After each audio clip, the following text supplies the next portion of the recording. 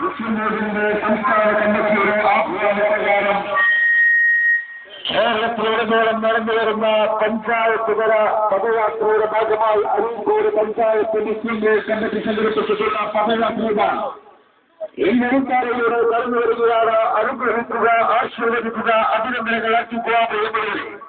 5 വർഷക്കാലം കേരള സംസ്ഥാനം കട്ടിപിടിച്ച് ഭരിച്ച കൈലാസനാഥ് അവസാനം നിറഞ്ഞു പോകുന്ന സമയത്ത് ഇതുണ്ടോ